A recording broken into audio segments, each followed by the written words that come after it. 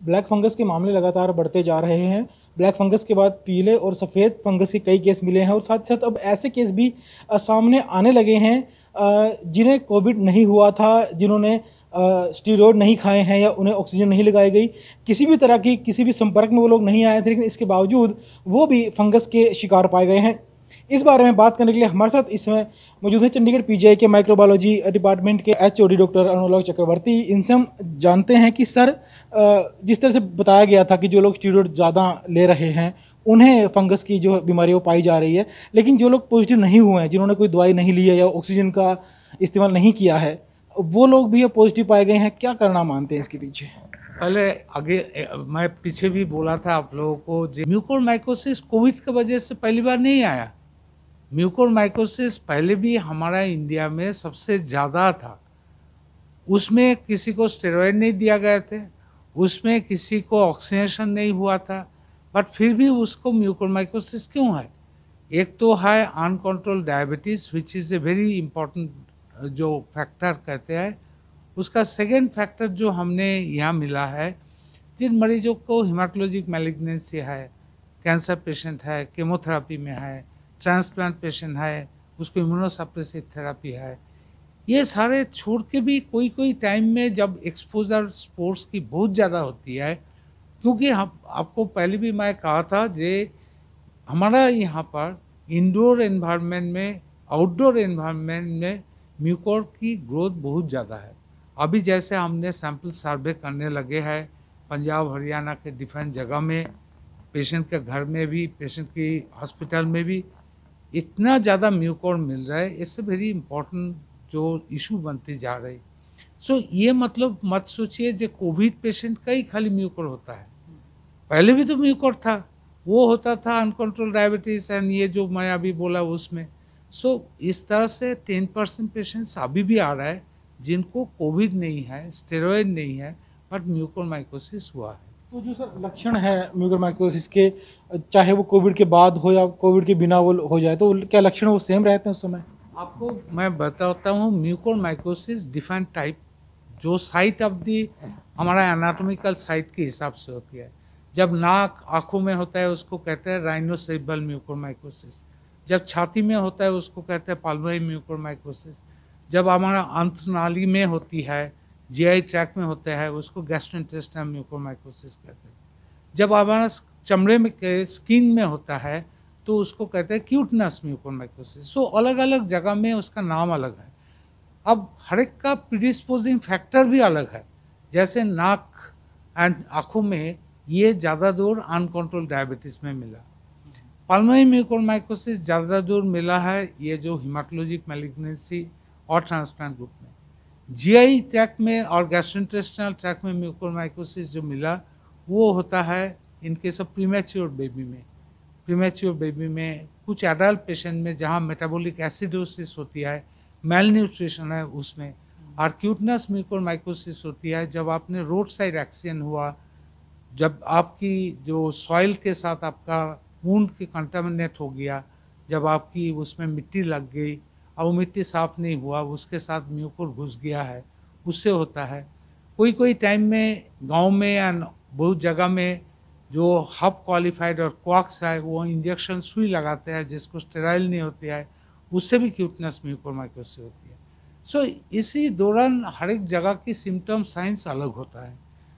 जो कोविड में नाक कान बोल रहा हूँ, नाक एंड आँखों में जो म्यूकोरमाइकोसिस, उसका सिम्टम सारे टाइम एक ही जैसे होता है।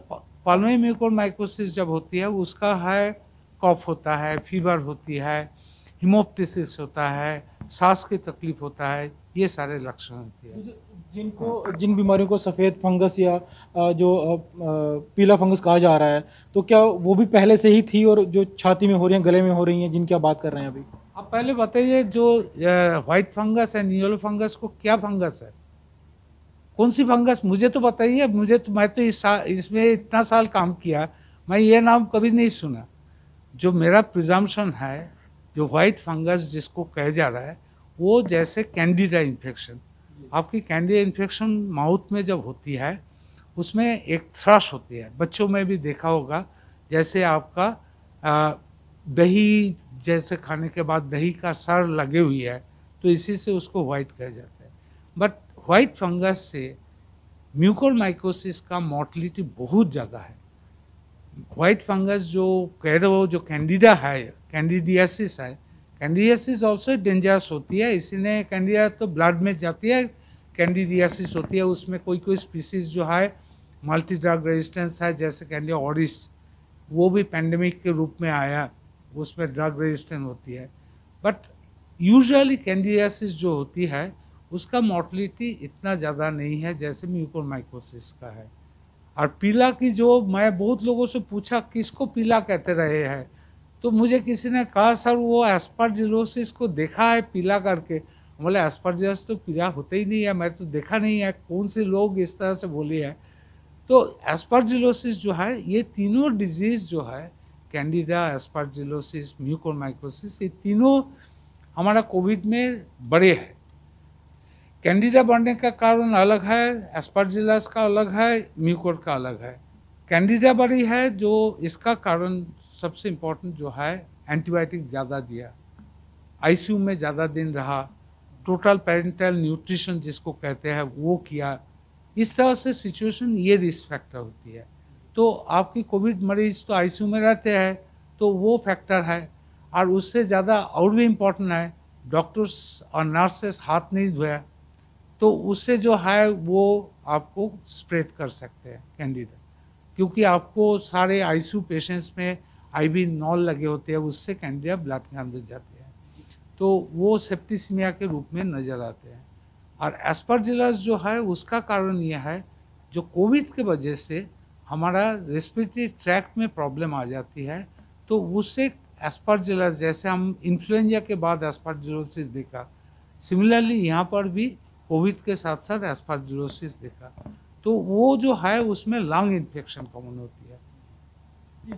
सर आखिरी सवाल है कि अगर आप थोड़े आंकड़े बता पाएँ कि कोविड से पहले चंडीगढ़ पीजीआई में आमतौर पर एक साल में कितने केस आते थे, और या देश में के आंकड़े कितने, कोई रिसर्च हो कि देश में कितने आंकड़े आते थे लगभग हर साल, कोई आंकड़ा आप बता पाएँ?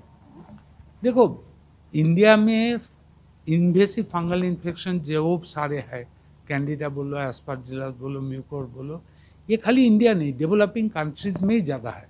इसका कारण 2-3 चीज़ है। एक तो हमारा इन्फेक्शन कंट्रोल प्रैक्टिस उतना बढ़िया नहीं है, हमारा हॉस्पिटल एनवायरनमेंट में स्पोर्स बहुत सारे हैं, हमारा आईसीयू में हेपा फिल्टर नहीं लगे हैं, तो उसके वजह से जो सारे एसी डक्ट के अंदर से सारे एसी ड्रग क्लीन नहीं होता है। ये सारे कारण जो है, उसके साथ हमारा अस्पताल में कंस्ट्रक्शन चलते रहते हैं। ये कंस्ट्रक्शन साइट को जो है पेशेंट के एरिया से कंप्लीटली कवर कर देना चाहिए। हम वहाँ पर पैसा कम कर लेते हैं, वो कवर नहीं करते हैं, तो इन्फेक्शन बढ़ते हैं उसके वजह से। तो इसमें जो है, इफ़ हम पूछेंगे जो कितना नंबर होती है, जैसे म्यूकोर हमें मिलता था 50-60 साल में पहले, और अभी जैसे कोविड में 5 दिन में ही तो 50 के ऊपर केस आ गए हैं, तो केस नंबर्स म्यूकोर के बहुत बड़े हैं। एस्परजिलोसिस का हमने स्टडी प्लान किया था, जहाँ हम देखेंगे कितना प्रिवेलेंस कोविड की वजह से आए। उसके पहले म्यूकोर ऐसे आया जो म्यूकोर में हम बह गए, म्यूकोर का स्टडी करते रह गए। कैंडिडा हम देखे हैं, कैंडिडा के इंसिडेंस जो पहले जैसे है उतना ही है, बट थोड़ा बहुत इन्फेक्शन बढ़े है, बहुत ज़्यादा बढ़े नहीं है। बट जहाँ जहाँ आपका इन्फेक्शन कंट्रोल प्रैक्टिस अच्छा है, वहाँ कैंडिडा रेट बहुत कम है। जहाँ कितने केस लगभग पीजीआई में साल में आपने देखे होंगे? एक साल में मैं बोला 50 से 60 आते थे पहले, और अभी जो है 5-6 दिन के अंदर 50 से ऊपर आ गया। तो 365 दिन में 50-60 देखते थे, अभी 5-6 दिन में 50 से ऊपर देख रहे हैं, तो इंसिडेंस बड़ी है। Thank you. तो ये थे चंडीगढ़ पीजीआई माइक्रोबायोलॉजी के एचओडी, जिन्होंने बताया कि जो केस हैं माइक्रोमाइकोसिस के और जो पीला फंगस या सफ़ेद फंगस जिसे कहा जा रहा है, ये सब बीमारियां पहले से मौजूद थी देश में, और हर साल कई केस सामने आते थे। ऐसा नहीं है कि कोविड के बाद ही ये केस आने शुरू हुए हैं। अगर चंडीगढ़ पीजीआई की बात की जाए तो चंडीगढ़ पीजीआई में भी साल में करीब 50 से 60 केस हर साल सामने आते थे। हालाँकि फ़िलहाल इतने केस पिछले 4-5 दिनों में ही सामने आ चुके हैं। कैमरामैन राजेश के साथ चंडीगढ़ से विजय राणा, एटी भारत।